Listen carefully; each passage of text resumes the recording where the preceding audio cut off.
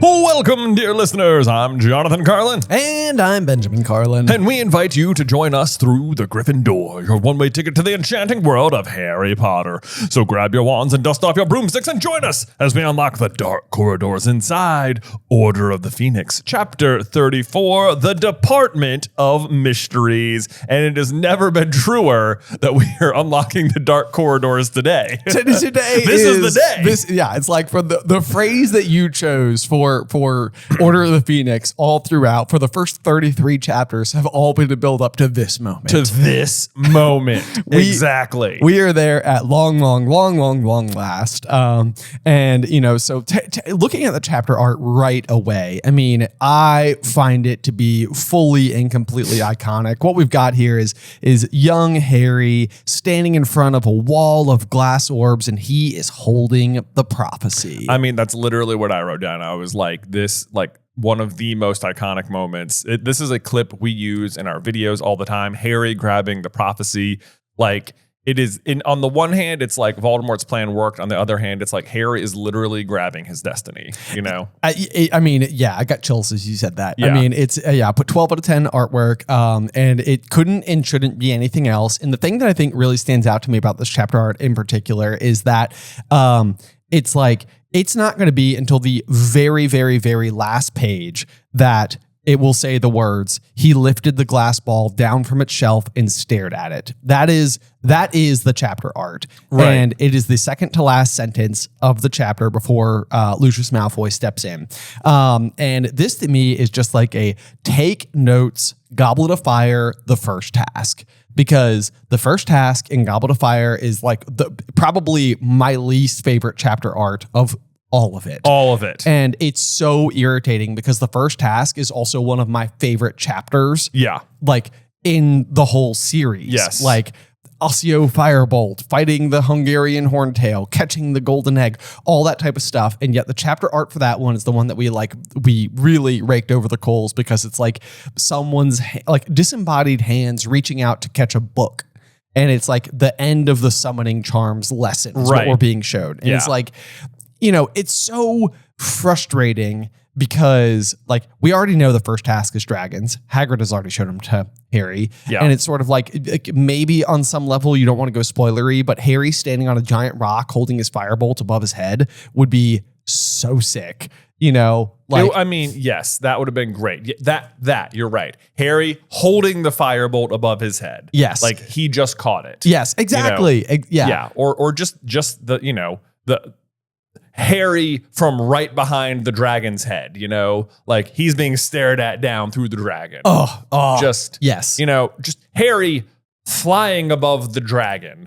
You know, like there's so many other things it could have been. It doesn't need to be Harry collecting the egg, you know? Right. Yes. There's suspense. There's suspense. Absolutely. So it's also very frustrating, but all I could think is that the idea there is like, don't give away spoilers with the chapter art. You know what it could have been? It could have been Harry holding the model. That would have been great too. That would have been great because the model is something I'm obsessed with. I know. I love the model of the Horntail. It's so cool. It's like part of, you know, if you were to look at this like almost as if it was like an RPG or something, it'd be like in his inventory. Yes. Like it doesn't do anything, but it would sort of be like this iconic little trophy that like you, the character, because you're playing through this game, gets to like hold. Yeah. You know, and it's just it's like a cosmetic. It's a cosmetic. Yeah. Exactly. Yes. Like maybe he can now equip like dragon skin robes or something like that. You know, because he's defeated not slayed a dragon, but defeated a dragon. In combat. So anyway, the thing that I think is interesting about this is that like,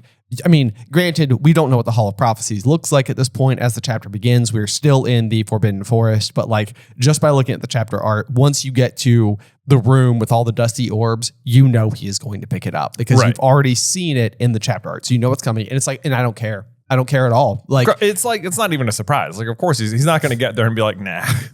Yeah, like you've read a book before. Right? Yeah, it's like he walked in the Hall of Prophecies. Harry was pretty sure he shouldn't pick it up, so they left. Yeah, he was like, you know what? Sirius isn't even here, guys. I think this is a bad situation. Hermione, you were right. I have erred.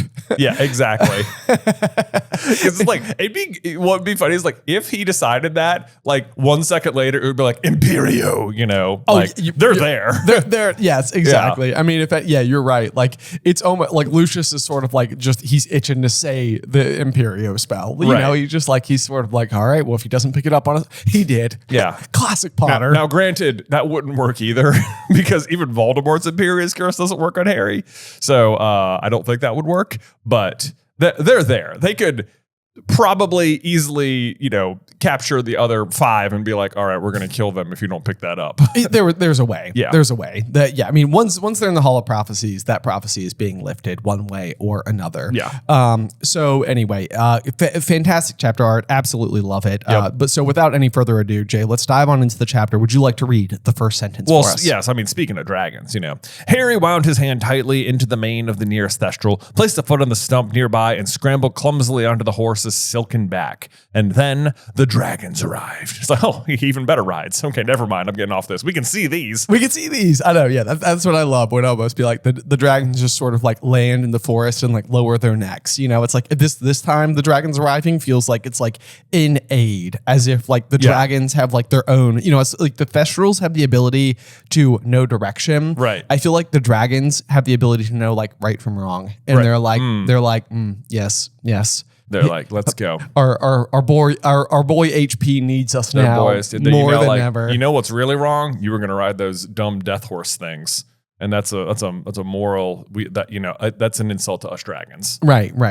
Yes. So probably a flock of Welsh greens. I like to think that's what it almost has to be, right? Or the occasional Hebridean black, which is known to live in this very specific area. Which is known. Yeah. I mean, absolutely. It's like, all of a sudden a castle-sized dragon lands beside Harry, and Harry, riding the sheer symbol of Hogwarts Castle, arrives at the Ministry, crushes it, lands in there. Lucius Malfoy comes out looking terrified. Blast of fire. His mask melts onto his face. Right. A la the golden crown from Game of Thrones. Yes, exactly. The thing is, though, it doesn't kill him. He's just like horribly disfigured for the rest of the series. Oh, it's almost like a wormtail, it's like a wormtail situation, like adornment. It's like it's like, Lucius, you've gone so far, you can't remove the mask. Exactly. You're exposed permanently. Okay, so this is almost like our what if Harry Potter was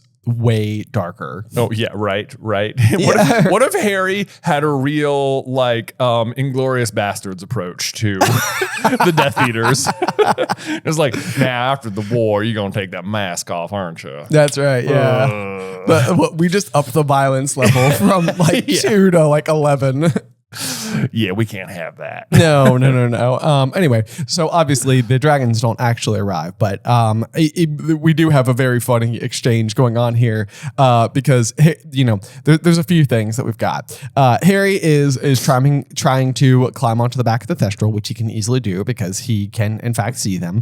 And I like this because it says, and it's going to set us up for a conversation later. It did not object, but twisted its head around, fangs bared, and attempted to continue its eager licking of his robes. I gotta tell you what, if I don't know, anything bared its fangs at me and then tried to lick me, I would be pretty freaked out. Not the least of which is that the thing that it's licking is blood. It has blood. Yeah, exactly. But otherwise, I do think that there's a big golden retriever energy going on with the Thestral here. I mean, there is a little bit of that, but even if my own golden retriever turned its head and was just like, and started licking blood off me, I'd be like, okay, Rover, let's just back off a bit. Rover, is that what you would name your golden retriever? Not ever. A new headcanon forever and for always. Jay has an imaginary friend, and it's a golden retriever named Rover. Yeah, nope. We're going to change that name. If you guys see us on tour, be like, is it okay if I pet Rover? Yeah, I'll be like, he's right here. He's right here. Unfortunately, Jay, you may resist this, but it is now part of the canon. I know. I understand. Yeah, that's how things work. That's how things work when you say them on the internet and there's a large audience listening. It's okay. You can pet Rover. Here's what else is part of the canon, which I don't feel like it's brought up enough, Ben. Okay? Are you ready for this sentence Lay right it on here? me. I can't wait. Okay. Neville had heaved himself over the back of the next thestral and was now attempting to swing one short leg over the creature's back. Wait, I'm sorry. How short are Neville's legs?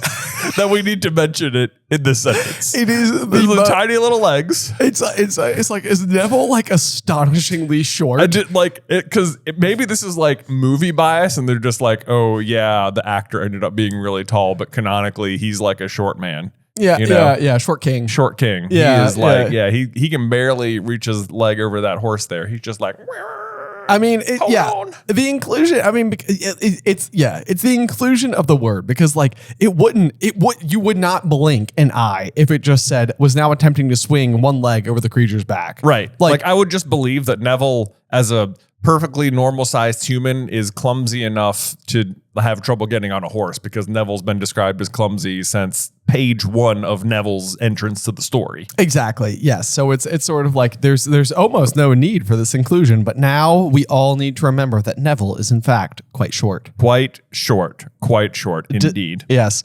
Then we're going to also have another little interesting setup for the rest of the chapter, which I think is just like a really fun element to this particular character.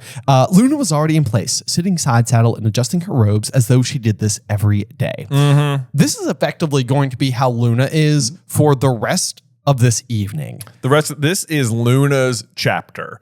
This is the Hermione stops being right about everything, Luna starts being right about everything chapter. It's very unusual, yeah, because it's like, it almost feels like, okay, so this is what Dumbledore means when he's like, I didn't want your hot head to get in the way of your good heart. Like, Harry's hot head is at the forefront today, which is very ironic, because if you think like brain versus heart, I would assign brain to Hermione and heart to Luna, you know, sure, like in terms of like character. And maybe I'm even talking myself out of this argument, because maybe he is like, it's almost like his hot heart is overriding his good brain in this chapter, is a little what's going on, because he's in full protection mode over Sirius. Yeah. But it's almost like logic from Hermione's perspective is not what is needed on this particular occasion. Right. You need like Luna's particular brand of open-minded wisdom to navigate the Department of Mysteries. Yeah, exactly. And maybe that's part of it, is that like there is a mysterious wisdom, because I mean, even with that exact word choice is like Luna is a true Ravenclaw. Exactly. You know, and so it's like she does have wisdom. Like the hat sees it within her, even if it's an unusual brand. But so Luna is going to be right for a lot of this chapter. She will also not be afraid at any point. No. And it's like, it is very impressive to me, because like, you know, they've had largely minimal training. She is one of the younger participants, you know, next to Ginny, in terms of being like going out there, and here she is just sort of like casually hopping onto the back of a thestral, which everyone else is either struggling with or afraid of. Right. And as the chapter continues, she's going to be able to keep just sort of like a calm, cool, quirky demeanor. Yes. Yeah. Luna is a very valuable member of the group. And starting right away with this first description, it's like, yeah, she's already just like not even concerned about it. She's riding side saddle, you know? Right. Like, yes. Yeah. It's sort of like, and they're about to be flying at, I want to say, over 150 miles an hour. Yeah, I think we canonically know. Know. Yes, yeah. Exactly. Yep. And we'll get to that in just 1 minute. But so then you've got Ron, Hermione, and Ginny. This is another dichotomy that we're going to see throughout the chapter, is sort of the Luna, Harry, and Neville split versus the Ron, Hermione, and Ginny split a little bit, because you do have the first three capable of seeing the thestrals and like sort of like immediately going and hopping on. So all three of them already on the thestrals, and then obviously no fault of Ron, Hermione, or Ginny's, but they can't see them. They can't see them. And it's a semi-similar split when they get to the death chamber. That's exactly what I meant. Yep, absolutely. And yeah, so it says that they're staring open-mouthed, probably very confused, because even from their perspective, not only can they not see the thestrals, but you know, Neville is throwing his short leg over nothing, as far as they can tell. Luna is sitting side saddle on nothing. Right. You know, Harry's perched up there like a hero on nothing. Right. They're just floating in midair from their point of view. Right. Yep. That's exactly right. So Ron's like, how are we supposed to get on when we can't see the things? It feels like an earnest question from Ron. It does. It does. And Luna's like, I'll help. Oh, it's easy. Yeah. Marching over to him. Yeah. She's like, oh, do you need help, Ronald? Yeah, exactly. I'm on it. It's like, let me help Ron first. Let me help Ron first. Yeah. Ron for March. Hermione, Ginny, come here. Yeah. Which is marching over to him, Hermione and Ginny, come here. She pulled them over to the thestrals, standing around them, managed to help them onto the backs of their mounts. All three looked extremely nervous. Yep, absolutely. She's just like, all right, now these are the mains. Grip tightly. There you go. Don't let go at all. It's going to go fast. I know. This is also like, I mean, I definitely can feel for them as this unfolds because it's like Harry can see it. You know, he's got like his like legs like nicely notched underneath the wings or whatever.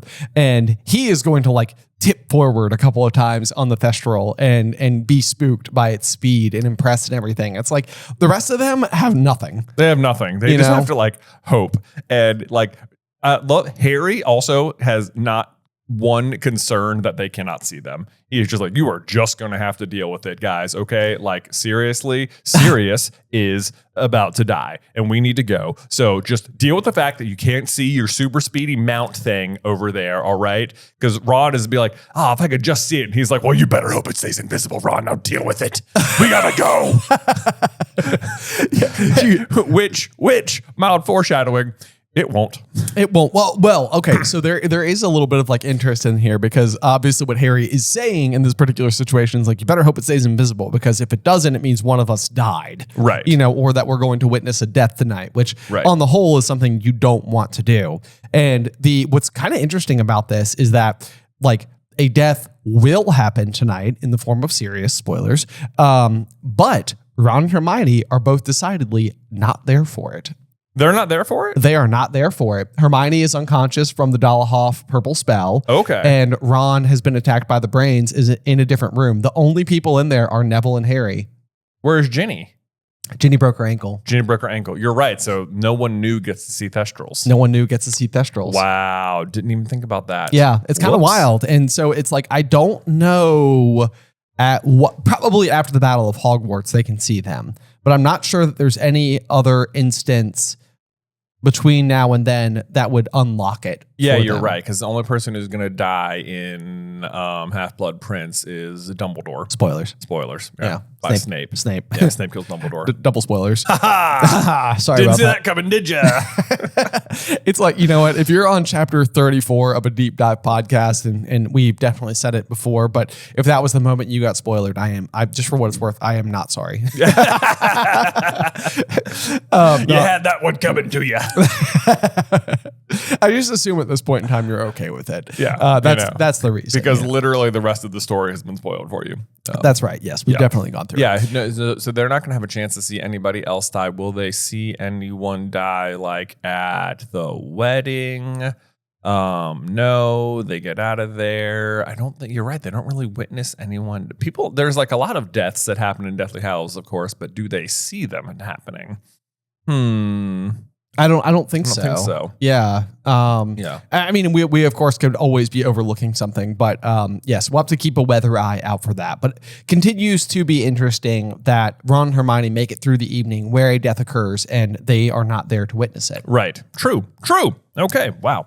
Very good catch there. Thank you. Yes. So I guess I'm sorry, bad foreshadowing then. You better hope it stays invisible. It will. It will. Okay. So then Harry's going to look down at the back of the thestral's glossy black head and say, Ministry of Magic, Visitor's Entrance, London then, if you know where to go. And I got to tell you what, he's pretty lucky this just works.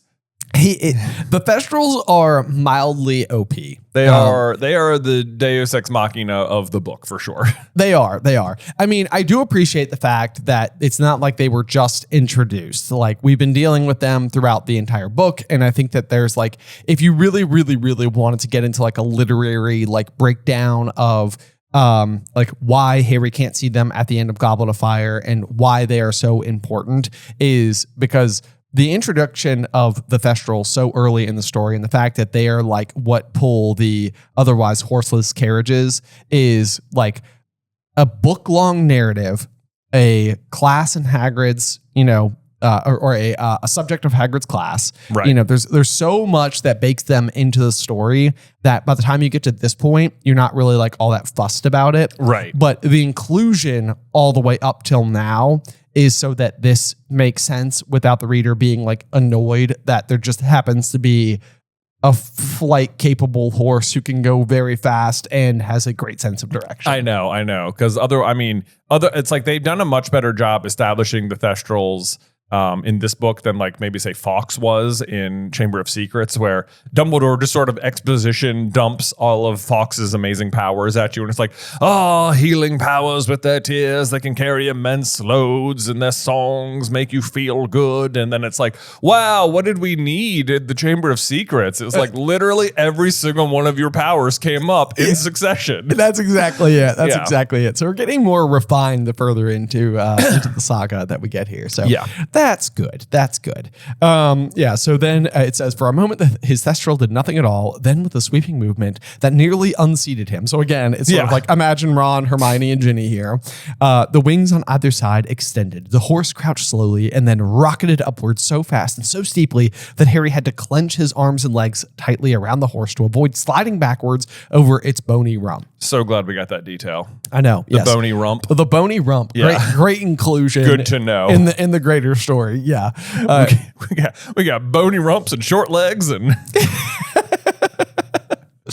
these are all vital details. These are things we need to know. We can't enjoy the story without. It says, Harry did not think he had ever moved so fast. Okay.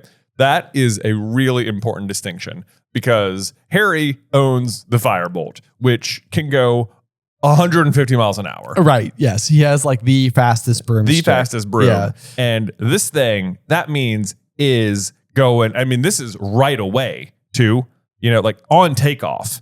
They are like going like 0 to 160 in about 2 seconds. That's it. Yeah. You know? So, again, think about the other three who are just like, I know. Like, imagine every roller coaster you've ever been on when it's just like 3, 2, 1, right? Like, that's still probably only getting to like 60 miles an hour. Right. Yeah. Yeah. This is 160. This is outrageously fast. Positively like excessive horsepower. No pun intended. Well, actually, all pun intended. That was definitely on purpose. But this is also kind of like important because we are flying. You think about like the journey from platform 9 3/4 to, which is in London, to Hogwarts. It takes like the whole day to do it. Yeah. They leave I guess they leave at noon and they arrive for like the evening feast, right? Is that correct? Or pretty much. They leave at 11, get there at about dinner time. Okay. Yeah. So it's like we have to travel that far this evening on a rescue mission. So, the idea of going that distance is like they need to be going fast. Otherwise, it's also unrealistic. Right. Yeah. So they need to go pretty fast. To also be fair, they could have just used the flu powder back in Umbridge's office and gotten there like that, way faster even. Lickety split, as it were, lickety that blood split. But they didn't do that because they got thestrals, which are, I guess, way more fun, unless you're Ron or Hermione or Ginny. That's right. Yeah. This is bizarre, Harry heard Ron yell from somewhere behind him. Bizarre. Yeah. Although I actually like that from Ron because for him, it's almost got to be like, he hasn't had the firebolt. You know? So for him, he's like, wow, this is really You think he's describing the speed? Yeah, he's like, it's bizarre going this fast. Right. Never mind the fact that he doesn't have any visible means of support. He's just up there in his invisible chair. That's right. That is definitely what it's about. It's the invisible chair. It's the next sentence. But Harry's arms were wrapped so tightly around his horse's neck as he willed it to go even faster. So now I'm assuming 170. Yeah. How much time had elapsed since he had seen Sirius lying in the Department of Mysteries? How much longer would he be able to resist Voldemort? Well, for so long. So long. Yeah. Because he's not even there. He's not even there. All Harry knew for sure was that Sirius had neither done as Voldemort wanted nor died, for he was convinced that either outcome would cause him to feel Voldemort's jubilation or fury. Right. Which again brings me back to the question, what is Voldemort actually doing right now? Yeah. He's got to just be sitting in his meditation pose, just imagining torturing Sirius. It's like I guess at this point in time, it's not like anything is like planted in Harry's mind, but it's like, is Voldemort capable of just like sending tension through the airwaves? Right. Like to make sure that Harry feels like the stress continues. Right. It seems like he must be. Right. Yeah. let's see here. So then we're kind of getting like a little bit of like an oversight as they travel over like the Muggle towns down below. On they flew, gathering darkness. Harry's face felt stiff and cold, his legs numb from gripping the thestral side so tightly, but he did not dare shift positions lest he slip. Again, imagine if you can't see him. Imagine if you can't see him, I know. He was deaf from the thundering in his ears. His mouth was dry and frozen from the rush of the cold night air. Yeah, he's sort of like, I wish I had thought to bring a water bottle. Yeah, maybe a scarf or something. I was ill prepared for this journey. I was. If only maybe someone had brought like that invisibility cloak from Umbridge's office. Right. Do you think Luna is still currently side saddle? Yes, I do. She's just like casually like, And I'll tell you what, when they get to this part in the show, she better be side saddle. Absolutely. Yeah. No other way would be acceptable. No other way. You have plenty of time to prepare for it. We can figure it out. I guess find an actress to play Luna who is also like an equestrian expert. It almost feels necessary, Yeah. I love how it says like the still streaking purposely below the night. The thestrals are barely flapping its wings as it sped ever onward. To which I'm like, well, it's not even flapping its wings. Where is the speed coming from? All I can think is that they're quite light. They must be quite light, and or maybe the speed is like literally like magically generated. Oh, I like that too. Yeah. I like that too. This kind of goes back to, we talked once upon a time, like, do broomsticks have cores in the same way that wands do? Right. Like, is that like an essential part of like infusing the magic together in order to like make it go? So it's almost like, is it possible the firebolt has like a thestral hair core? Well, it seems like it would go faster. Well, it does seem like it would go faster, I guess. I can only imagine that the real deal with like an entire mane of thestral hair probably has a little more oomph to it. Well, that's true. Yeah. Yeah. But rather than a dislodged one. Right. Yeah. Okay. I would think based on the name Firebolt and the means in which Fawkes travels, maybe they have phoenix feather cores. Oh, that's a really good point. Okay. I do like that. Like that. Is there any other, I'm trying to think if there's any other like kind of ominous sounding broomsticks that we're aware of that could have a thestral hair, but it would seem strange for anything to have one. The Nimbus, I think the Nimbus 2001, at least in the movies, is black. Yeah. Right. I don't know if that really like should count for anything. I know. I'm wondering I wonder if based on name again and just trying to match to other flying things, like could that be like the what does Madame Maxime have? Oh yes, why is it, if you hadn't asked me? I know it just Abraxan. Yes, the Abraxan, because they're like giant and like through the. Like if you just saw them flying in the air, they could look like a cloud, like a nimbus. Well, and it's funny because even like the way that like the two, like schools arrived, Durmstrang and Beauxbaton, I imagine like the carriage sort of like floating through like pink clouds with like the powder blue carriage. Right. Yeah. Like in my head, that's what I picture. Yeah. Yes. So anyway, we're off track. We are off track, but that's, whatever. It's okay. Because they even describe the brooms as like Harry's like, perhaps it was like horses. You're right. Yeah. Yeah. Okay. So flying horses, maybe somehow involved. Could be. Or flightful birds. Flightful birds, which is most of them. This one has a penguin feather. Right. I guess you could have things like hippogriffs or something too. Yeah. There are other flightful animals. In a way, it almost feels like Mad Eye Moody's broomstick would have a hippogriff hair. Like a little more like rugged. Right. Yeah. A bit gnarly. This is like an off-roading. Yeah. This is for all-terrain air, All-terrain. Yeah, exactly. Yeah. Not quite as fast, but really like can maneuver. Really good suspension,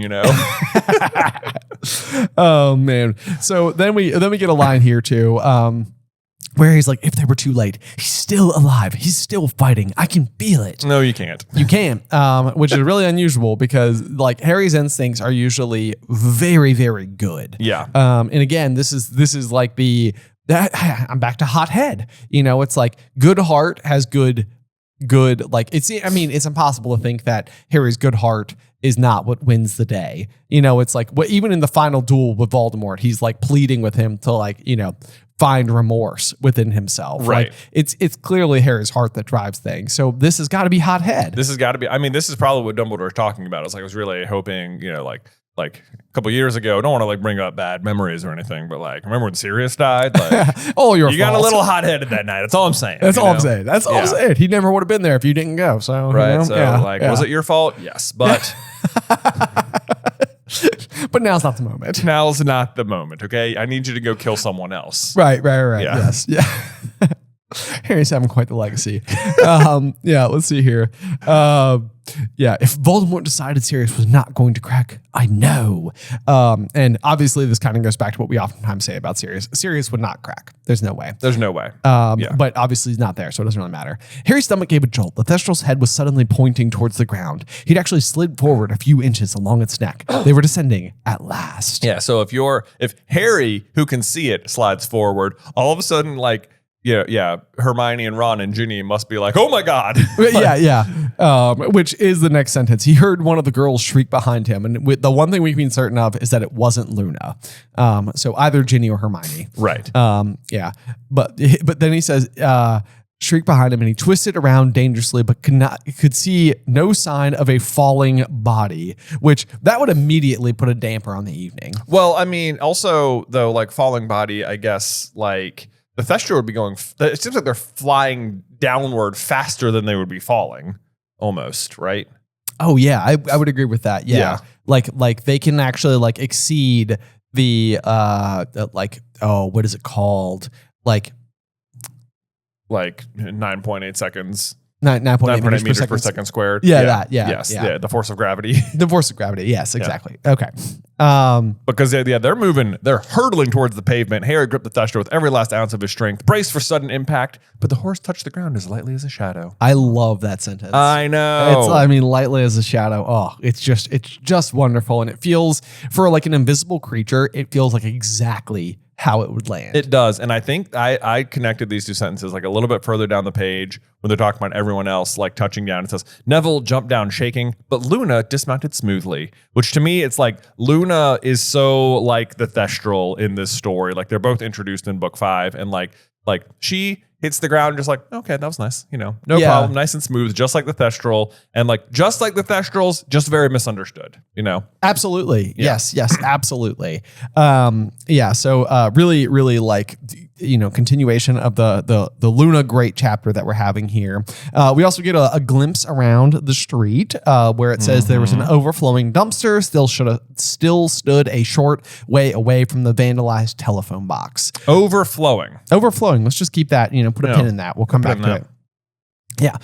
Where do we go from here then? Luna asked Harry in a politely interested voice. So again, it's like, not only have you just gone on this like death-defying flight from Scotland to London, but now we've landed, hopped off the Thestrals, and it's sort of like, what do we do now? Right. In a politely interested voice. When, mind you, the 6 of them believe that they are there to not fight Death Eaters, but Voldemort. Exactly. Yeah. Yes. In order to save Sirius Black, who most of them just believe is still a convict. Yeah. Like even after he dies, Neville's like, that man, Sirius Black, was he a friend of yours?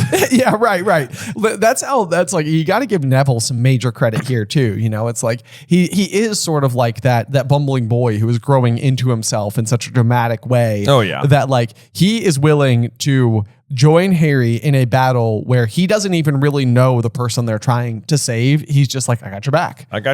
Yeah. Next chapter is going to be a big Neville chapter. Good for Neville. Good for Neville. But so let's see. Then here we go. We're about to get into the phone booth, but first, Harry took one glance back at the Thestrals, now foraging for scraps of rotten food inside the dumpster, and forced himself into the box after Luna. Now, just pay attention to that dumpster, you guys, because we know what Thestrals eat, okay? We know. Just remember what Thestrals eat, remember how attracted they were to that blood. I was going to say that golden retriever energy from earlier, fangs bared, playfully licking blood, so we're getting there. We're getting there quick. Keep an eye on that dumpster. That's right. Yeah. Whoever's nearest the receiver, dial 62442, which of course, if you know like how to spell things on like a numeric keypad, this spells out the word magic. This is just like magic. It's a good thing they don't change it. Yeah, ever. Then we get the cool female voice that says, "Welcome to the Ministry of Magic. Please state your name and business." Oh, but not before we learned that the receiver dial is a rotary phone. Because Ron did it. His arm bent bizarrely to reach the dial as it whirred back into place. Okay, all right, here we go. Do you remember a couple of books ago when Ron tried to call the Dursleys and didn't know how to use it and started shouting into the phone? The Felly tone? The Felly tone, exactly. Ron doesn't know how phones work. He doesn't know how like Muggle phones work at all. And I'm going to tell you what, if he doesn't know how to speak into a telephone, he 1,010% doesn't know how to dial a rotary phone. Well, all I can think here, Jay, is that at some point in time, Arthur came downstairs and he was like, "Ron, out to the shed. It's time. It's time, my boy. It's time for the talk." And Ron's like, "Oh no." Oh, no. And so they walk out there and Ron's just like, face beat red, like, "I do not want to do this. I do not want to do this, Dad. Can we, and they plop down on a couple of these, like, I imagine like snap-on tool, like bar stools that he's found, he like slides them over, got little roller wheels, kind of like the plastic surface on top. He's sitting there at like a bench and he's like, "All right, Ronald." And then he reaches over, pulls out a telephone, slams it on the table. It's like, "Today we learn." Yeah. We're going to learn how to dial this Felly tone. That's he still calls it a Felly tone. Yeah, still doesn't quite get it. Yeah. That's the talk, people. Yeah.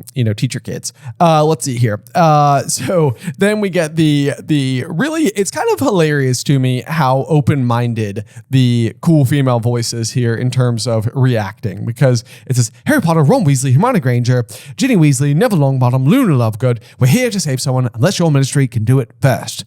"Thank you," said the cool female voice. "Visitors, please take the badges and attach them to the front of your robes." Got to tell you what, if this was like Muggle technology, they're already screwed. They're not getting in. Absolutely. It's sort of like no. No. We have just sealed the entrance and the exits. Like, and who are you, Harry Potter? Great. You stay where you are. We'll send someone up to arrest you. Yeah. Right this moment. Right. Yeah. Yeah. We don't like you right now. That's it. Yep. We have questions like, where's Dumbledore? Yes. It says half a dozen badges slid out of the metal chute where returned coins usually appeared. Hermione scooped them up and handed them mutely to Harry over Ginny's head. He glanced at the topmost one. "Harry Potter, rescue mission." Ha, so literal. I love that she hands them out like they're actually going to put them on. Everyone take yours, fasten it on so they can see you. That's right.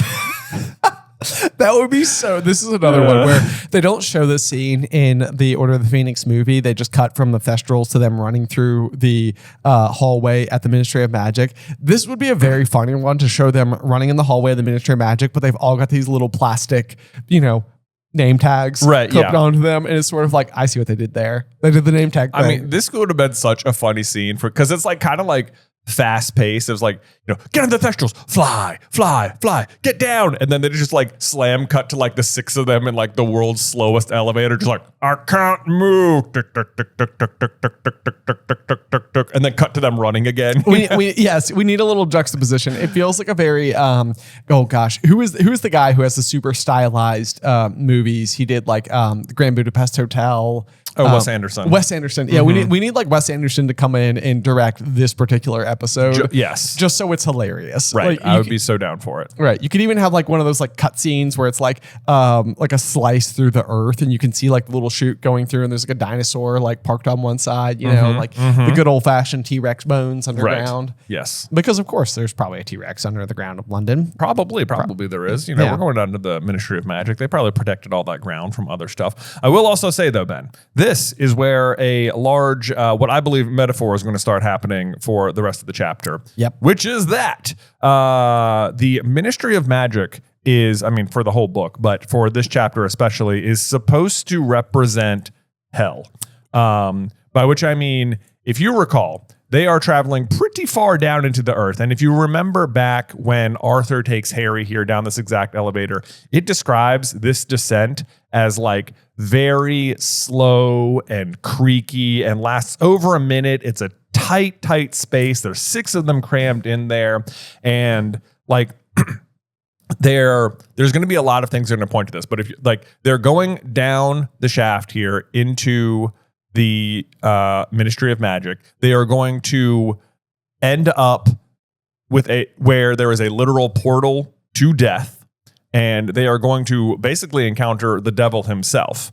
And if you want to get real into it here, they're going to be down on the 9th level of the ministry. Yep. Which is, if you are unfamiliar with Dante's Inferno, which is like this, like part of the Divine Comedy that describes, what hell and limbo and paradise or heaven is like. This part, there are 9 levels of hell, like circles, and they're each like worse than the ones after them. The very, very bottom of it is where you will find Satan himself.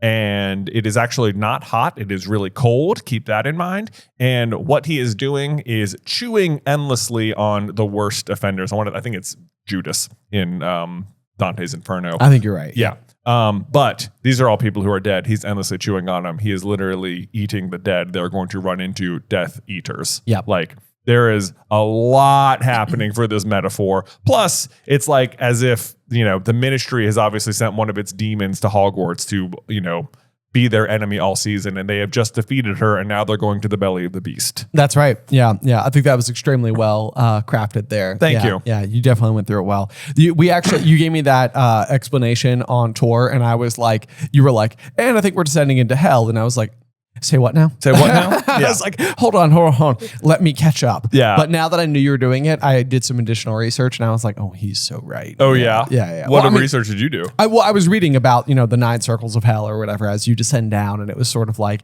and I think additionally, like the 9th level is meant to represent like treachery, right. Which I feel like it's like there's not like an active betrayal that I think is happening like as like a defining moment of this chapter, but I almost feel like the ministry at large is committing treachery against the wizarding world. Right.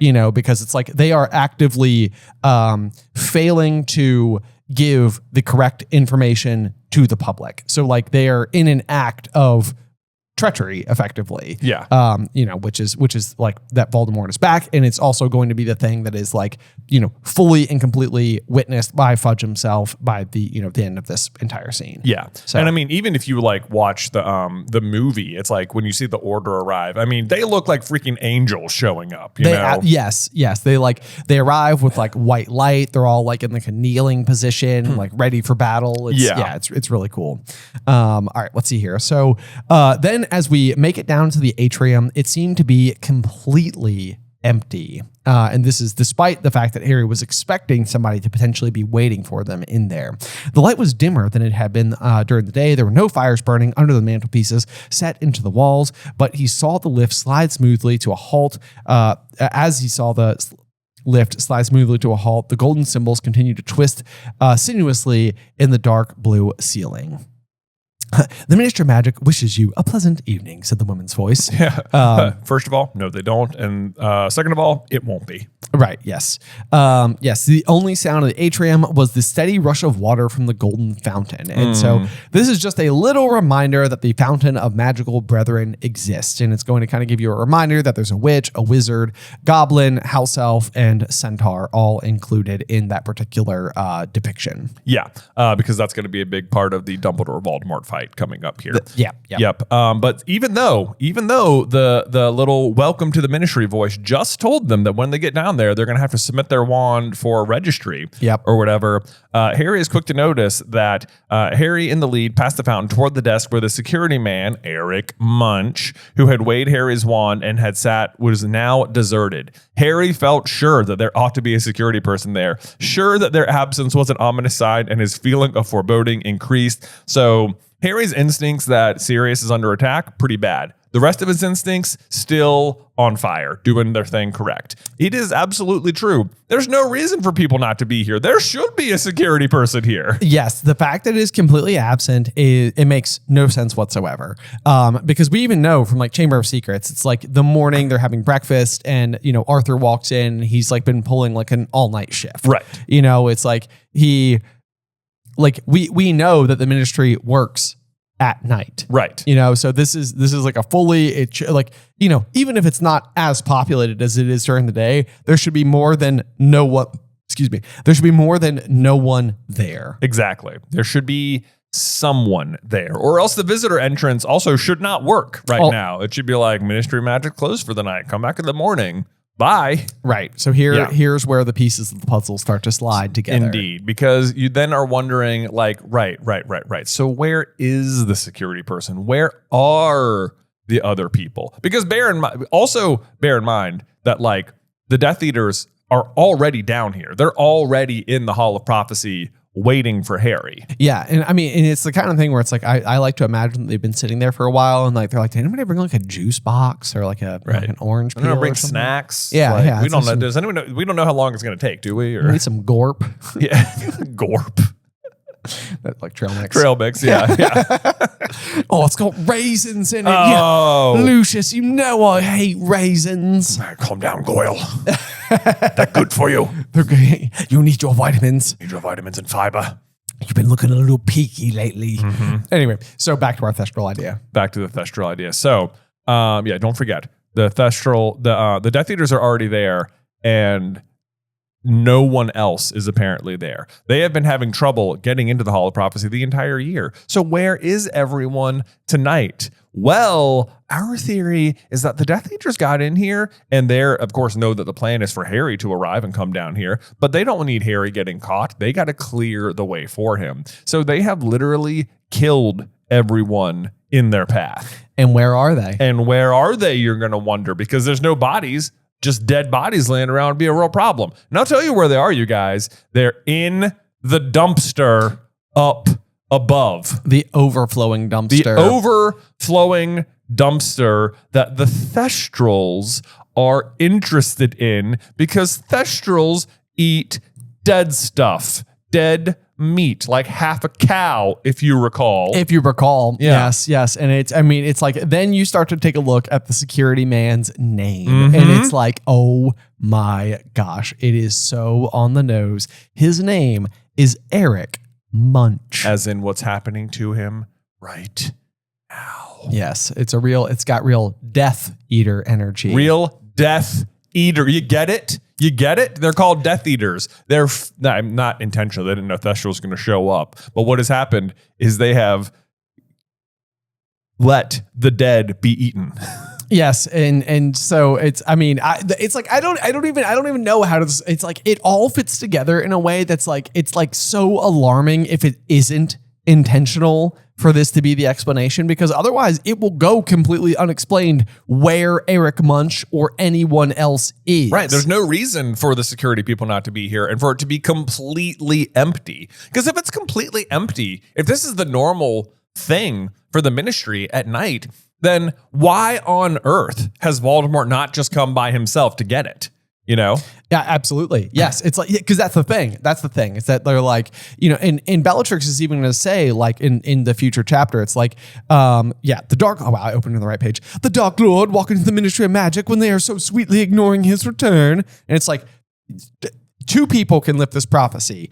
Voldemort himself and Harry. Right. And right now, we have successfully got a wide open atrium with absolutely zero obstacles and a complete pack of Death Eaters guarding the Hall of Prophecy itself. There is literally no reason for Voldemort to not just go on his own, walk right up to it, and pick up the prophecy. Exactly.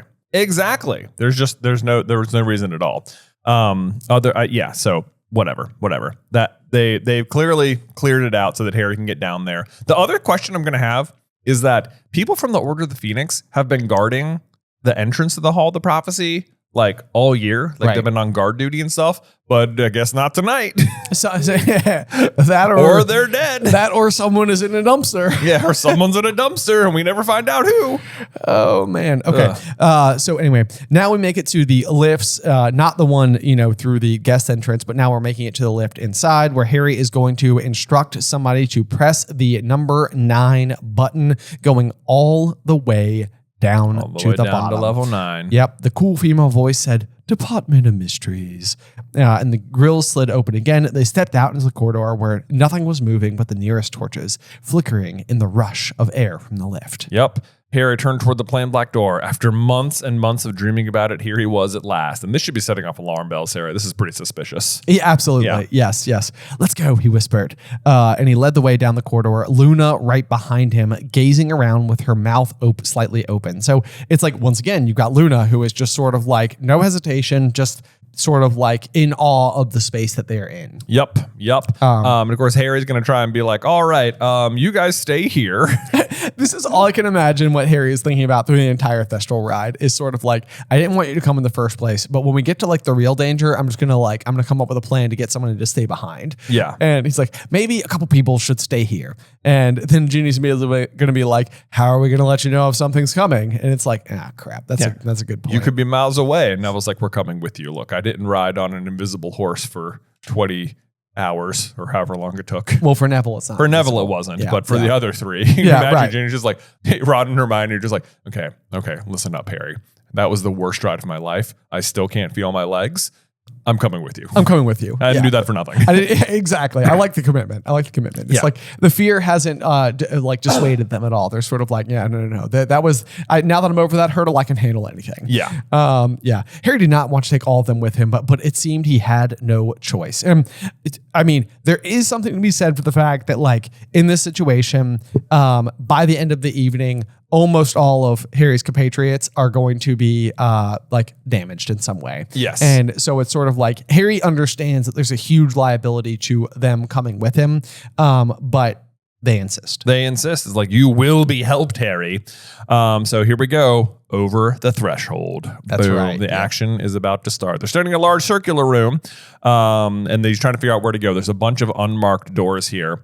And of course, in his dreams, he just walked straight across. Probably would have done here. Instead, he's like, someone shut the door, Harry muttered. And I love the next sentence says, he regretted giving this order, which means from Harry's point of view, this is an order, which means he knows he is the leader here and like can feel it, you know? Right. Like Harry's imposter syndrome that has existed for so long. It's sort of like he is in the most unusual way all of a sudden in his element. Like Harry operates well under these like stressful situations. And so like, even though he had this like major reluctance to be like the leader of the DA, it's like, he did, and it turned out, he sort of like to his own surprise, he wore it well, that type of thing. But now we're in action mode, and Harry's sort of like, yeah, it's me, Yep. Like I'm giving the orders now. Yes, but of course, as soon as I close the door, the doors are going to spin around, and they're not going to know where to go.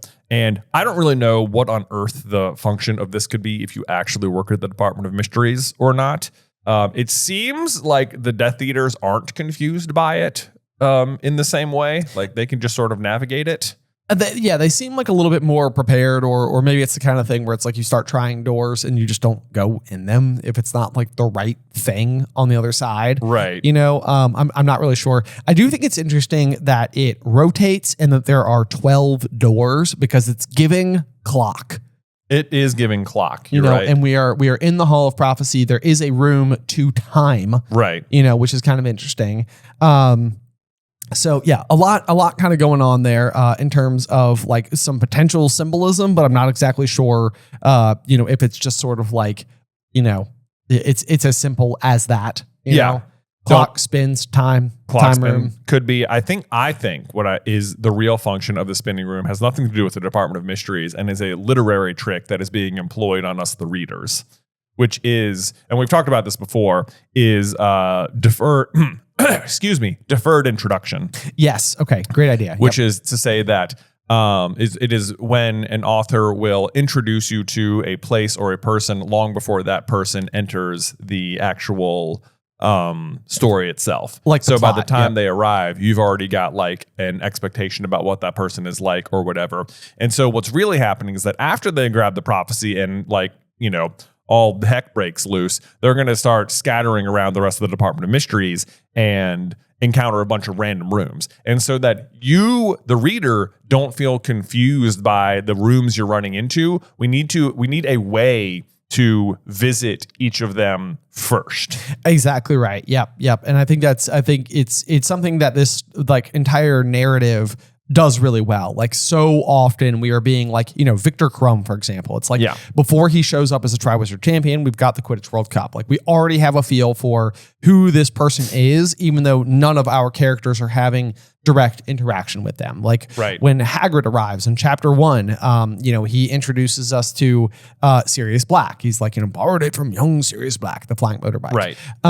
Even before you meet Hagrid, Dumbledore mentions them to McGonagall and says, oh, Hagrid's bringing him. Right. I would trust Hagrid with my life. Right. I would. Yeah. Like before you meet Hagrid at all, McGonagall will ask Dumbledore, like, how is Harry getting here? And he's like, Hagrid's coming. And McGonagall says, would you trust Hagrid with something like that? Like, I know he's got his heart in the right place. So before Hagrid even arrives, you're like, this is a guy who like maybe sometimes messes up.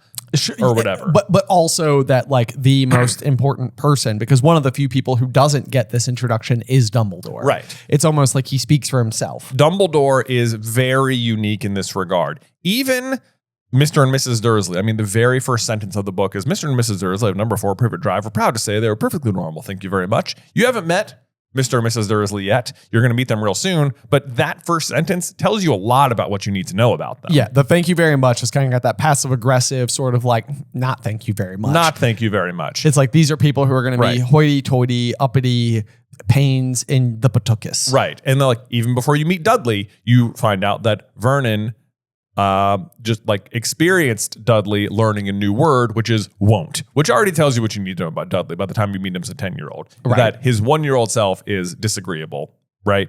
Even McGonagall. Before you meet McGonagall, you see the cat on the corner. And it's a very stiff cat that is reading things and being very stern looking. Yes. Like not like regular cats, which then when you meet McGonagall, you've already got this sort of like stiff strictness about her. Right. Dumbledore is very unique in this regard in that when he arrives on Privet Drive, it just says, a man appeared. This man was called Albus Dumbledore. Right. And you're like, boom. He gets a very unique, you don't get to know things about him ahead of time kind of introduction. Absolutely. Yes. Yeah. And so I think you're absolutely right. Like as far as stepping aside from the round or the 12 or whatever, I think that going into each of these rooms is an amazing setup so that when we encounter them later, we're like, yeah, of course, the brain room. We've all been there. We've all been there. Us old brain room lags. And then, of course, it opens the door literally for some other rooms you haven't been into yet. Like, oh, yeah, that was the space room. Of course, there's a space room here. Why wouldn't there be, Right. Yes, indeed. So Ginny says, what is the point of the doors? And her explanation is, I think it was to stop us know which door we came in from, said Ginny in a hushed voice. Harry seems to think like, okay, that's clearly the right answer.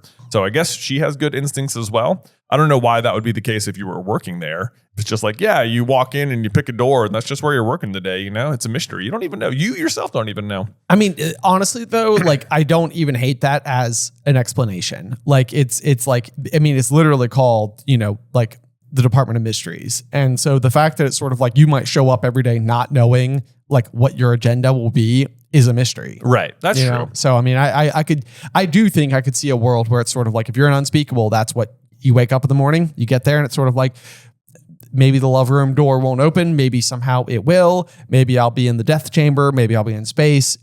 I don't know. We'll figure it out today. Yeah. Yeah. And said, he's like, well, we don't need to know where we went. We just need to go until we go Sirius.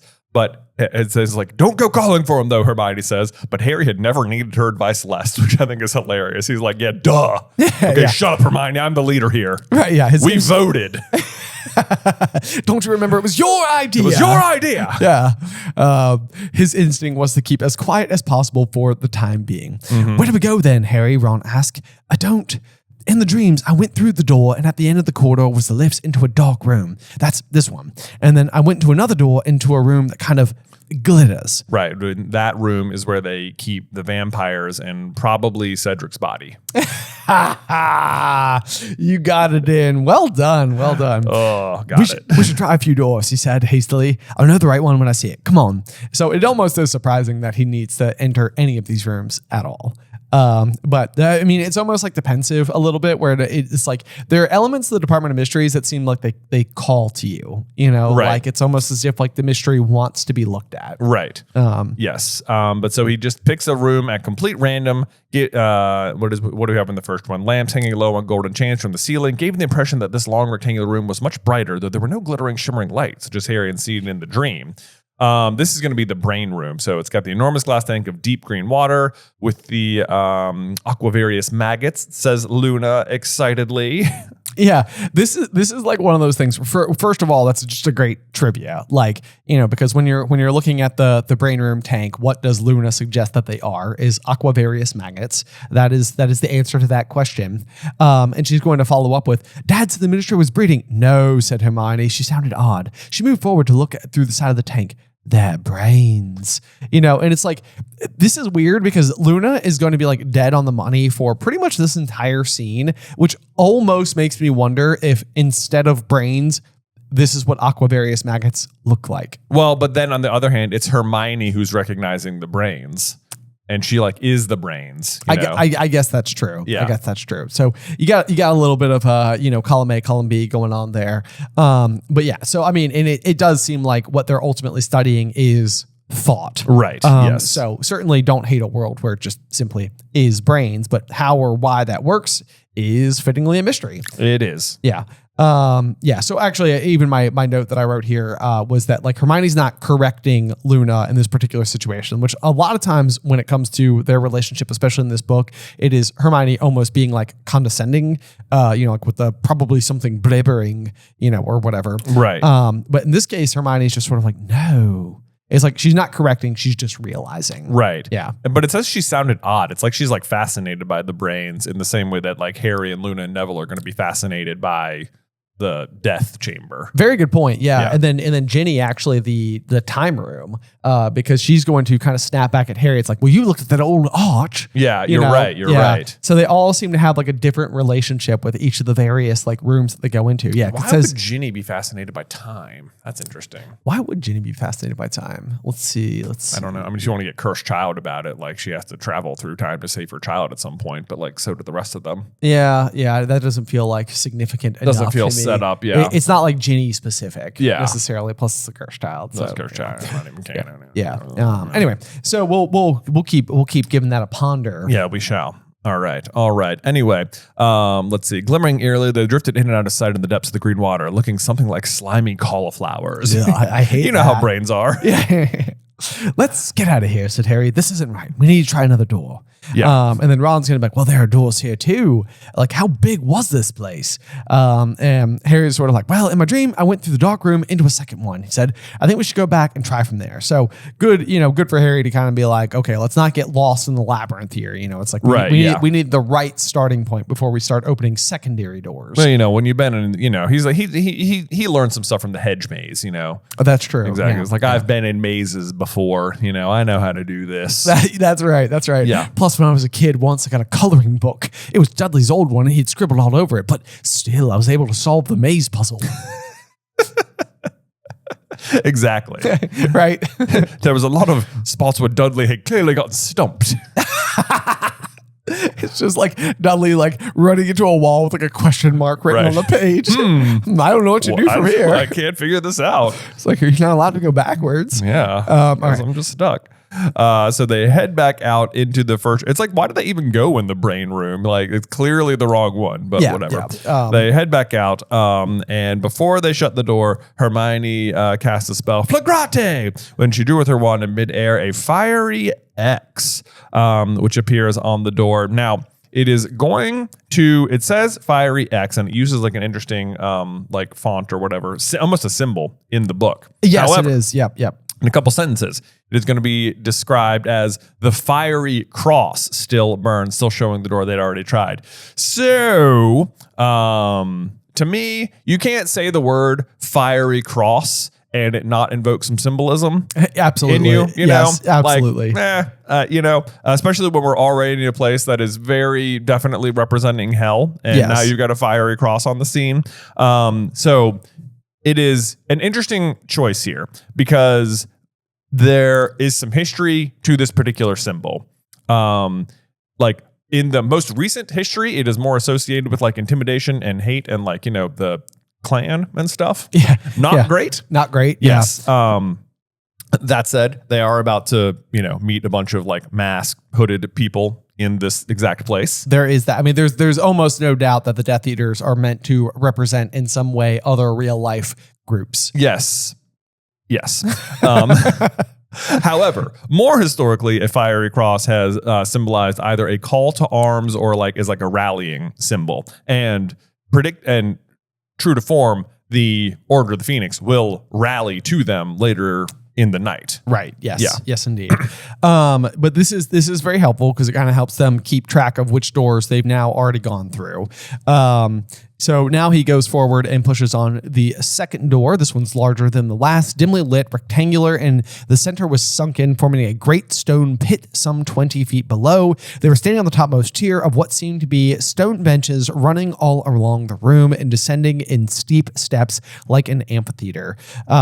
This is, of course, what we will eventually know from Dumbledore is referred to as the Death Chamber. The Death Chamber, but it is described immensely similar to the Lestrange family tomb, right? Yeah, absolutely. In Crimes of Grindelwald. Yes, and it almost is like bizarre how similar this is. And I mean, even when you go to in the first Fantastic Beasts movies, there's a scene where Tina and Newt are kind of brought into a room with a liquid mercury looking silver pool of death. Right. And it almost seems like Tina is being manipulated into believing that she's meant to step into it. And right. I think she's even seeing potentially visions of her mother. Right. And in this particular case, you've got the veil, which is going to start speaking to those who have lost loved ones. Right.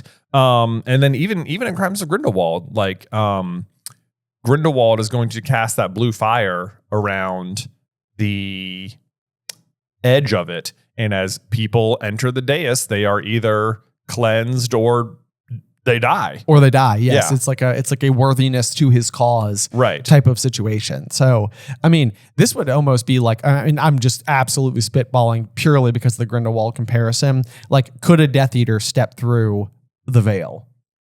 In that cleansing capacity, it's almost is your commitment to the dark arts true? I don't think so. I don't think so for either. what it's worth, but just as a mental test, right? Yeah. It would be of course, obviously Voldemort getting in here to use such a structure would also just be impossible. So. Highly unlikely. Highly unlikely. Yes. But there you go. It's just it does there's a spot in America, there's a spot in France, and there's a spot in the UK that all seem to have this weird death association with them. That's right. Yeah. Then we get the description of the stone archway itself, which looked so ancient, cracked, and crumbling that Harry was amazed the thing was still standing. And this is definitely if you go into the deep archives, the Ministry of Magic basically discovered this particular location and was the Department of Mysteries is built around it. Right. And so that's kind of again, you go back to the Pensive, which has its own particular draw to it, is discovered by the founders, and it is the location around which they build the school. Right. So it seems there are some either truly, truly, truly ancient artifacts that predate the founders completely, or these are just magical manifestations of the natural world. Right.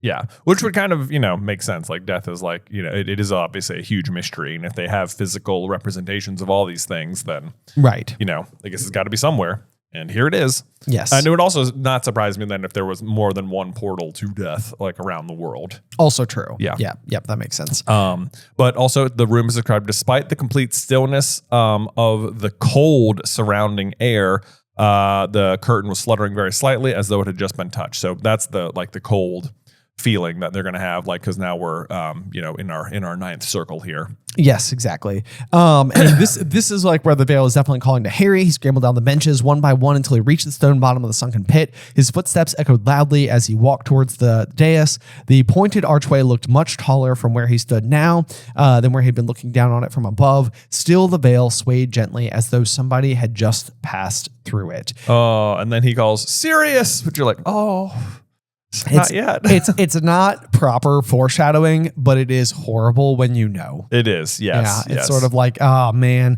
someone will pass through it, and that person is Sirius. Yep. And so it's sort of not where he is now, but where he will end up by the end of the scene.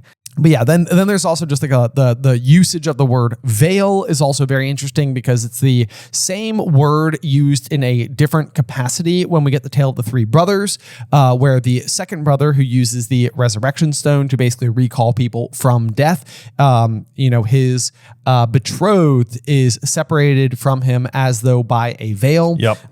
The term betrothed means to wed. And when people, are wed on their day, they're typically wearing a veil. So it's like that you could see it as like veil covering her face or veil like death behind like beyond the veil, Exactly. Especially because it's like, the resurrection was literally given to him by death. Right. So I think there's some very intentional symbolism happening there. But yeah, we get Harry's like eking around it, figures out that the curtain is just on both sides. You get a pretty good description. You get the gist of it. It's like the curtain is there, but you definitely, despite that, it's not like you can walk through it one side or the other. Right. Yeah. Yep. And then Hermione is, of course, suddenly starting to get a little freaked out. This isn't right, Harry. Come on, let's go. Like, unlike the brain room, she definitely fears this room. She sounded scared, much more scared than she had in the room where the brain swam, right?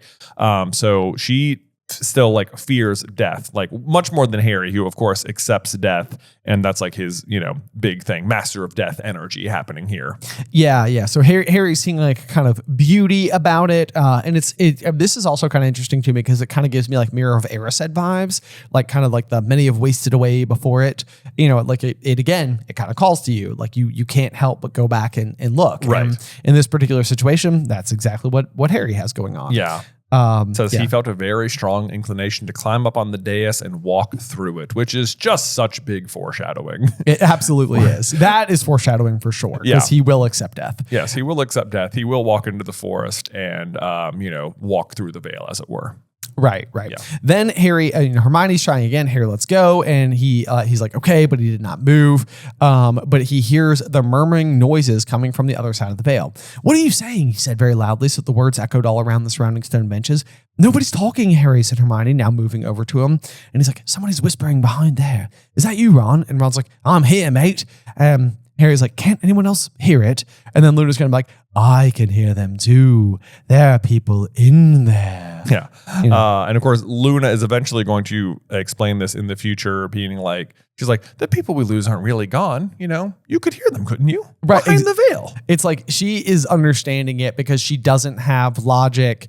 Like, I mean, not to make logic sound unimportant, but like she's not blinded by logic in this situation. Like this is a moment where like Luna's character arc as like the Cloud Cuckoo Lander is on very proud display. Like she is speaking the truth through her own unusual like perspective. Right. Yeah. And Hermione, on the other hand, is of course kind of like the an intellectual opposite of Luna, and she's like, there isn't any in there, it's just an archway. And it's like, Hermione, there's no way you believe that. Right. This is the Department of Mysteries. Right. Like, it's like you're almost being like condescending, again isn't the right word, but like maybe a little thick about what this thing could possibly be. It's just an arch. There's this great stone dais surrounding just an arch. Right. It's like, no way. No way. Yeah. No way. Something's to do with it. Yeah. But she is able to snap Harry out of his reverie by mentioning Sirius, and he's like, yeah, right. Captured, bound, tortured.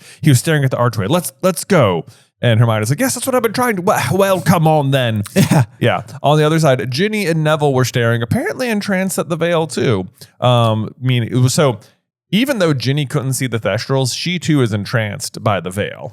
Yes, and this is interesting because otherwise we would have Harry and Luna, who have decidedly heard voices, Neville, who is also entranced by it. And so those three are the three that can see thestrals, and because they've lost loved ones, are probably like more likely to be like drawn to it, or like those voices are calling to them, or whatever. There's loved ones. It has a natural draw.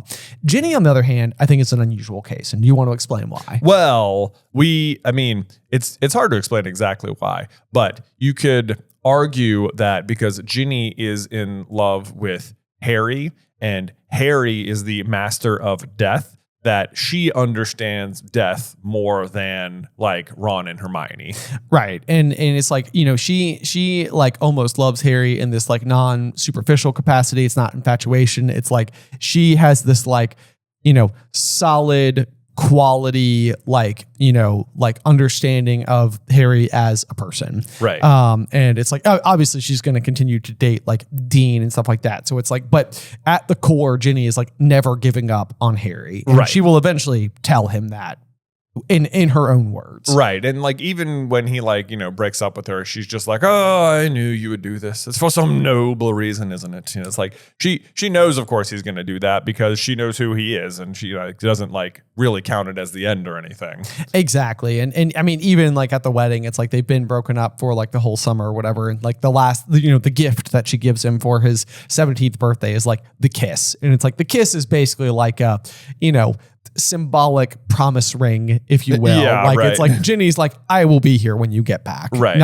Do not fret. Even when he's breaking up with her, she's like, that just makes me like you even more, Right. Yes. They never, once they are together, they never really break up. Exactly. Yeah. So anyway, I love that. What do you reckon that arch was? Harry asked Hermione as they regain the dark circular room. I don't know, but whatever it was dangerous. So there you go. It's not just an archway. She knows it. Yeah. Once more, the wall spun and became still again. Harry approached the door at random and pushed. It did not move. What's wrong? It's locked, said Harry, throwing his weight at the door, but it did not budge. Yeah. This room is going to be the love room. Speaking of love. That's exactly correct. Yeah. And so Ron's gonna be like, this is it then, isn't it? Bound to be.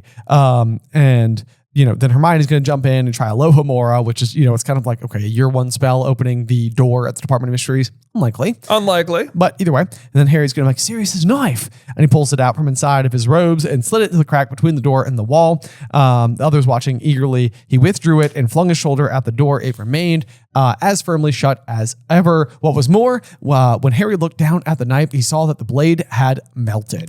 This is just plot convenience. They're just destroying one of Harry's 2 OP tools. Absolutely. Yep. And I mean, we will also know that time turners are very intentionally destroyed here, I believe, in the next chapter, for the exact same reason. So this is sort of like, sometimes we introduce something, we have to destroy them. Yeah. This is that moment. And also because the fact that this door is locked is not an indication at all that it is the right room. It is, in fact, an indication that it is not the right room. Exactly. So Hermione's like, nope. Harry could get through the door. Fiery cross number 3 goes up. You know what could be in there, said Luna eagerly as the wall started to spin. And Hermione is just starting to get frustrated. Something blibbering, no doubt. I am positive that Luna knows it's love. Yes, absolutely. 100%, because she doesn't actually offer any further explanation. So this is kind of like one of those things where I almost imagine like Luna pulls out like a little notebook and she's like, at this specific time, Hermione told me that I did not know what it was. I believe it is love. Check with Dumbledore later. P.S. Blibbering. Cool. Yeah, right. Exactly. Yeah. Anyway, then they open the 4th door and Harry says, this is it. He knew it at once by the beautiful dancing diamond sparkling light. Yeah. Also, not for nothing, that's 3 fiery crosses. And I don't know, 3 crosses also seems really symbolic. I'm just saying. There are 3 wooden crosses on the right side of the highway. Anyway, sorry. Yeah. My country music singing career aside. Beautiful Randy Travis voice you got there. Thank you. Yeah. It is a little early in the morning, so I feel like a little crackly. Yeah, right. So he's got a kind of a crackly, Oh, kind of crackly. Yeah. Okay. All right. Well, there we go. Maybe I'm on my way. Yeah. So once again, we knew right away the beautiful dancing diamond sparkling light. He saw clocks gleaming from every surface, large and small, grandfather and carriage, hanging in spaces between bookcases and standing on desks ranging the length of the room. A busy, relentless ticking filled the place like thousands of minuscule marching footsteps. The source of the dancing, diamond bright light was a towering crystal bell jar that stood at the far end of the room. This way. Yeah, so Harry is in the room at long last. It's like, how is this dream going? He's like, I went through one door, then I went through another door that glitters. Then in the glittery room, I went through another door of dusty orbs. Yeah, exactly. Yeah. And then at this is where you have the Ginny moment. Oh, look, said Ginny as they drew nearer, pointing at the very heart of the bell jar. Drifting along in the sparkling current inside was a tiny jewel bright egg. And it's going to crack open. A hummingbird will emerge. It'll go to the very top of the jar. And then as it falls, the feathers become bedraggled, damp again. And by the time it was born back at the bottom of the jar, it is enclosed once more in its egg. Yeah. Very Phoenix-like. It is extremely Phoenix-like. So it's interesting that it's like a hummingbird of all things. Yeah. But I just love that description altogether. I think it's a gorgeous visual. Yeah. if I may. It is. I agree with you entirely. It's very, very cool. Of course, Harry's not ready to stop. He's like, keep going. He's like, you dawdled enough by that old arch. To which I'm like, so did you. Okay. Yeah, right. Exactly. But maybe that's also like a mild defining difference between, like Hermione in the brain room, Harry in the death chamber, and now Ginny in the time room. Right. So Ron is really the only one who's not going to have like a specific like moment. Yeah, I know, right? He's going to have... He is the one who finds the prophecy, though. That's true. That's true. So he is the one who finds the prophecy, and he will summon the brains to himself. He will. Yep. Yep. Good point. So keep going, said Harry sharply. Oh, sorry. We already got that. You dawdled enough by that old arch. This is it, Harry said again. It's through here. He glanced around at them all. They all had their wands out and looked suddenly serious and anxious. It swung open, high as a church and full of nothing but towering shelves covering in small, dusty, high as a church. A church, Ben. Anyway. Oh, I see what you mean. Yeah. The symbology, Batman. The symbology, Batman. We're getting real on the nose here. It really is. It's almost like at the point where I'm like, I'm sort of surprised we haven't seen it before. I know. I'm like, okay. Okay. The room was very cold. Very cold again. Yes. Very yes, cold indeed. again. Yeah. Yep. Harry edged toward and peered down one of the shadowy aisles. You said it was row 97, whispered Hermione. This I think is also very interesting because the row 97 is a little piece of trivia. It is the row which contains Harry's prophecy with the Dark Lord. Also, a Philosopher's Stone, the first ever book in this series, was published in the year 1997. So beginning the battle between Harry and Voldemort. And the year 1997 is when Deathly Hallows takes place. Yes, indeed. And of course, the final battle will be in 1998 because it'll be the spring because that's when Voldemort attacks. But the seventh book starts. The prophecy begins fulfilling itself in 1997. Exactly. Let's see here. So they look up to see silver figure 53. Another piece of trivia there. What is the first aisle that they run into? They get the direction oriented because the one next to it is 54, and they start heading down the long alleys of shelves. Yes, they do. Yeah, they see. It's also kind of interesting to get the description. This is going to come back up later with Dumbledore because it says some of them had a weird liquid glow. Others were as dull and dark within as blown light bulbs. This is sort of like the like Dumbledore will say, "Do you think that every prophecy in the Hall of Prophecies comes to happen?" Right. And the idea that I believe is happening here is that these are prophecies that were made and have basically come and gone. Right. Like the blown light bulbs to me sound like ones that didn't come true. Exactly. Yeah. Which is sort of interesting because, prophecies in so many ways feel like something that is determined to come to be.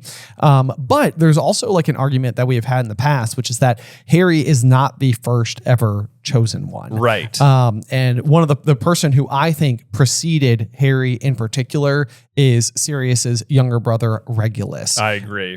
Who dies extremely shortly before Harry is born. Right, because the prophecy about Harry is going to say the one with the power to defeat the Dark Lord approaches, not the one who will defeat the Dark Lord, just the one who could. The one who could, exactly. Right. So Regulus is also the only other person who's ever discovered Voldemort's Horcruxes and successfully steals one of them. Right.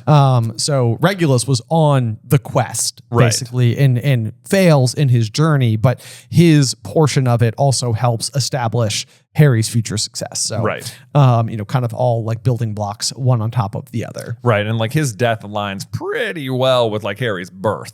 Yeah, that's what I was saying. Yeah, I think the timing is kind of remarkable when you really start to like sit down and do the math. Right. Yeah. Yeah. It's sort of like, one's gone and another one's on the way. Exactly correct. Yeah. Exactly correct. Yep. Yeah. Let's see.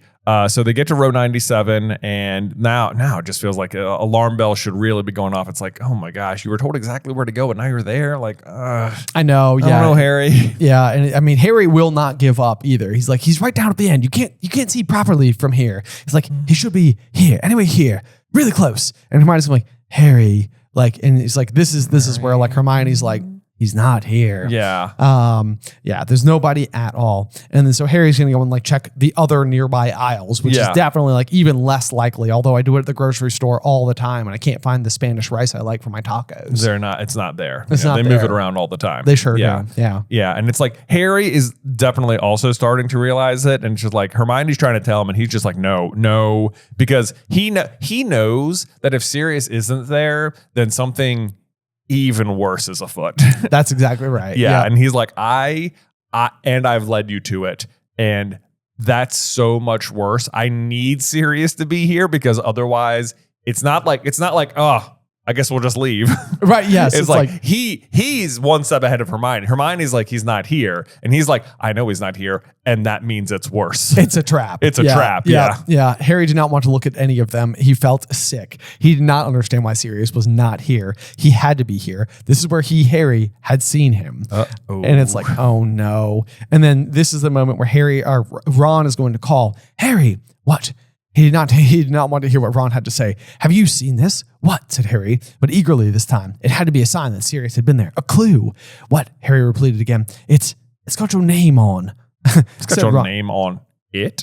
It's like, are we missing a word there? It's got your name on. Man, I tell you what though, I really think Neville should have been the one to find the prophecy. I absolutely agree with you because as much as we keep saying that like these magical things call, it's like Neville is the other person who could have been the subject of the prophecy. So it's like to find the needle in the haystack inside of this giant room full of so many other things. It's like, it almost feels like the only person who could be like pointing, magnetic north at this is Neville. It feels like it has to be Neville to do it, but I don't know. Maybe the shelf is too tall and his short legs can't carry him that high, I guess. Right. Yeah.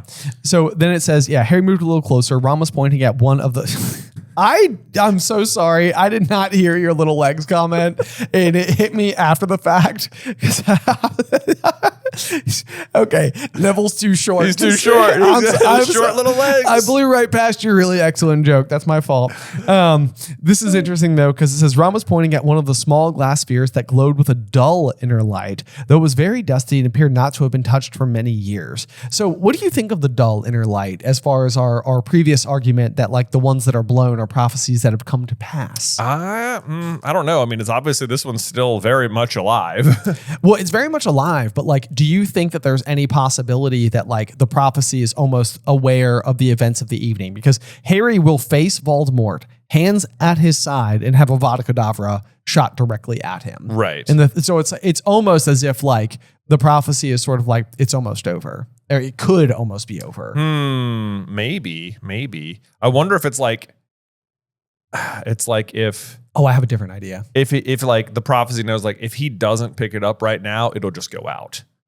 Because he won't learn what it says. Because he won't learn what... Okay. Or whatever. Well, there's that. I was going to say that this is almost like Harry has reached such a stage that it's almost like what Dumbledore ultimately argues with him. It's that it's not the prophecy moving Harry forward. It's Harry, like, think, if you had never heard the prophecy, what would you want to do? And Harry's like, I would want to defeat him, and I would want it to be me. Right. Yeah. So it's almost like the prophecy is almost starting to not matter anymore. I see. Because Harry is starting... I like that. Yeah, Harry is starting to take the reins. Because honestly, like the other pieces have like already happened. It's like Voldemort is like already taking his blood and stuff. They are now mutually bonded together. Right. Yeah. Yeah, absolutely. Or unmutually bonded, I suppose. Right. Yeah. Fair enough. Yeah. My name, said Harry blankly, in spidery writing, was a written date of some 16 years previously. Below that said, SPT to APWBD, which is going to be Sybil Patricia Trelawney to Albus Percival Wulfric Brian Dumbledore. Brian. This again kind of goes back to the deferred introduction. Is that your term? Yeah. Because earlier in the book, obviously, we get Dumbledore's full name, but in this particular moment, it can still be very cryptic if you're not like an eagle-eyed reader, because typically we don't think, the 3 initials, certainly you could solve that. Yeah. 5 initials is much less common. Right. But the fact that we have already been introduced, and this will get resolved later anyway, like it will just be told directly. But if you were like really, really, really paying attention, you're like, oh, it's Dumbledore. It's the Dumbledore. Yeah. And you could probably, I mean, even the inclusion of the P there is interesting too, because it maybe throws you a little off the scent of Sybil Trelawney. Because it's not, you won't canonically find out that the P stands for Patricia. That's like extracurricular research you have to do. Yep. But of course it is Sybil Trelawney. And or even earlier in the book when Umbridge was questioning her, you were given a small hint about that as well, where she says, and how long have you been teaching here? And she'll say 16 years later this year or whatever. Yes. And it's like, oh, and it just said 16 years prior. Yes, exactly. So, and yeah, so now we're really getting there. Then we've also got the question mark. This is something that is later modified. So originally it said Dark Lord and question mark because it could have also been Neville. Right. Something I don't think we know yet. We know because we've read the story a million times. I don't think Harry knows. Harry does not know that yet. No. Yeah. Harry stared at it. What is it? Ron asked, sounding unnerved. What's your name doing down here? And he glanced along the other labels that stretched on the shelf. I'm not here, he said, sounding perplexed. None of the rest of us are here. Yeah, duh. Yeah, which, I mean, all I could... Actually, not even 100% true. Neville is semi there. Neville is semi there, although not his name specifically spelled out with all the necessary letters. But, right. But I guess in this particular situation, it could kind of almost be like the badges, or something where it's sort of like, oh, yes, every person who enters the Hall of Prophecy has an orb. Made for them or something. Yeah. I mean, it's a weak argument, but right. As far as sort of like creating further, mystique about this particular orb. Right. Now you get Hermione speaking up. Harry, I don't think you should touch it. Fact. Yes. Why not? He said, it's something to do with me, isn't it? And then Neville's like, don't, Harry. And it's like his face is shining slightly with sweat. He looked as though he could not take much more suspense. It's like, what did Neville feel in that moment? Like something shivered through him. Right. Yes. Like, there's a lot in that orb. Right. I know. Right, yeah. And then Harry is going to say exactly what Ron says. It's got my name on. And it's like, this is again, like, it feels like there should be like one of those like dashes that signifies that like they're cut off, like from finishing their statement. And no, it just says, it's got my name on. And feeling slightly reckless, he closed his fingers around the dusty ball surface. Harry, the fact that your name is on it should be pretty suspicious too, man. Yeah. I think this is where it's like I would almost like the Hall of Prophecy librarian to like let me know whether or not I should do this. Right. But yeah, then as he picks it up, it's quite warm. Yes. Which is, it's sort of like an interesting phenomenon. And he's expecting something dramatic to happen. It's like, it will. It will. Yeah. He lifts the glass ball down from its shelf and stared at it. Nothing whatsoever happened. The others moved in closer and Harry gazing at the orb as he brushed free the clogging dust. And then from right behind them, a drawling voice said, very good, Potter. Now turn around nice and slowly and give that to me. And with that, it brings us to the end of chapter 34, looking forward to chapter 35, Beyond the Veil. Yeah. Oh man, Beyond the Veil. It's a sad one. It's a sad one. But so before we close out today's episode, Jay, do you have a review for us? I do have a review, and it comes from Thomas at This Is a Fake Name. Hey, cool. Yeah. Probably Beatrice. Probably Beatrice. Exactly. Yeah. Beatrice says, great nighttime podcast. Very good. A nice way to wind down at the end of the day. When Jay or Ben does a sponsy ad, they sound like they're presenting a prize and the price is right. Come on down. Okay, I love that. There okay, you go. Good. Theory. When was the prophecy fulfilled? If it was Voldemort's own spell that killed him, then he didn't die at the hand of the other. If true, I suppose the prophecy was fulfilled in the forest. Okay, well, it's kind of interesting, almost like given the dull light conversation we've just had, which is like, I mean, I don't know if I'm going to put like too much unnecessary weight on something that is just sort of like an off the cuff theory. Yeah. But it could almost potentially be that like the prophecy was going to expire, like, but again, like Harry has already Voldemort will not stop. By any means. Right. He never learns the full contents of the prophecy because it gets destroyed. Yeah. Do you think the destruction of the prophecy does anything to the prophecy? I don't know. Like, I'm not sure how you would otherwise hear it. So I feel like Voldemort would have broken it open if he got it too. Like, is that how you hear the prophecy? I guess that's a fair point. Like, it's when it breaks that you hear it. Right. Unless otherwise, the reason that the parties involved with the creation of the prophecy, like, because the way that I tend to imagine is almost that nobody is writing this parchment. Right. I agree. I feel like the orb appears of its own accord. Yes. And the label appears of its own accord. Right. And so, like, with that in mind, like, maybe the reason that the label is there is because then you could potentially go and seek out the people who the prophecy was either told by or told to. I don't know. Right. In this particular instance, because you've got Dumbledore who can remember the prophecy perfectly because it's Dumbledore and his mind is incredible. But so, okay, just to take their question at face value then. So just assuming that the prophecy is just fully and completely still in play, when does one die at the hand of the other? Right. Like, does it count when Voldemort attacks Harry or when Voldemort destroys himself? Right. So, because the Beatrice is arguing that because Voldemort's wand backfires, he does not die at the hand of Harry. However, Beatrice, you'll note that it is not Voldemort's wand. It is Harry's wand that backfires and kills Voldemort. That is true. Because the Elder Wand is Harry's. Right. So maybe it's like die at the hand of the other. It's almost like die at the wand of the other. Yeah, die at the wand of the other. There is that.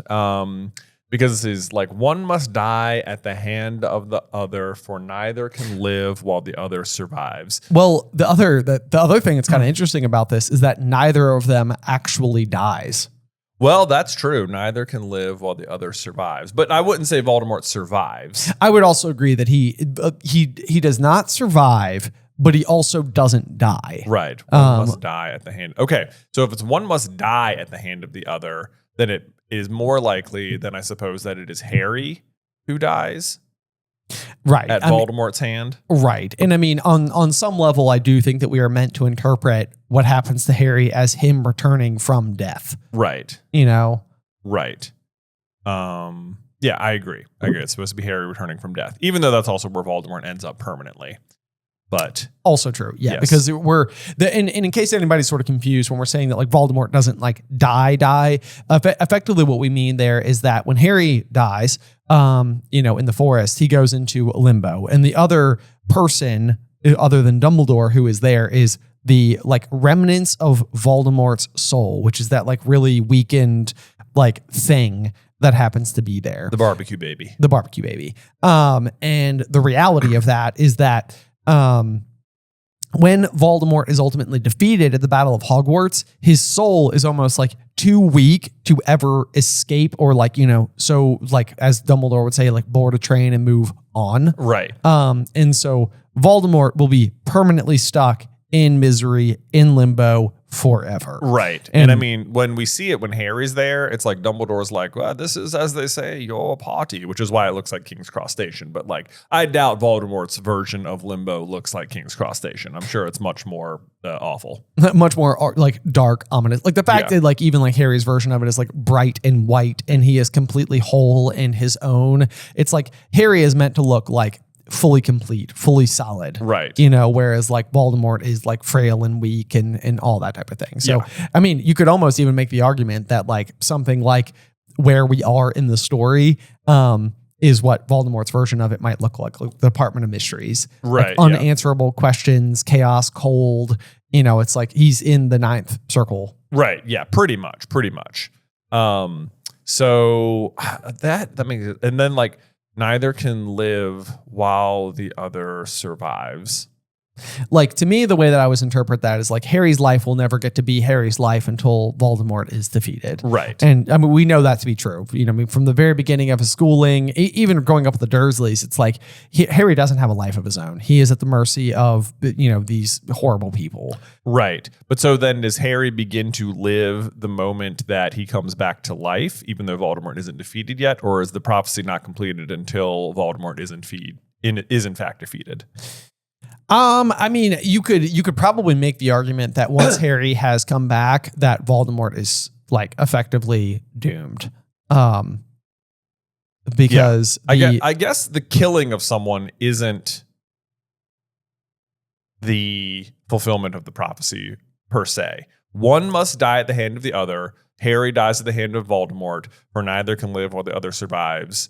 And then Voldemort fails to survive. But yeah, Voldemort fails to survive. So I think the one must die at the hand of the other is Voldemort killing Harry, but the prophecy is not actually completed until Voldemort himself fails to survive. I like that. Okay. Yeah, because it's almost like an interesting, like the yin and yang type situation, because, you know, if you look at that symbol itself, you have all black with a dot of white and all white with a dot of black. And I mean, when you look at Harry and Voldemort, they are, you know, two pieces of a whole, at least in this, you know, symbolic representation where, you know, the black has a piece of white inside of them, which is Voldemort taking Harry's blood within, whereas Harry is the pure white with the small piece of black, which is the Horcrux that lives inside of Harry. Right. You know, so, but when Voldemort attacks him, the little black dot inside of the white disappears, and then at long last, the white has 51% of the circle. Exactly. Yeah. Yes, and therefore can defeat the 49% black half. Exactly. Yeah. Beautiful. Okay. Well, I think that's going to do it for today's episode. Don't forget, guys, that we are going back out on tour to the Northeast. We're going to be hitting up a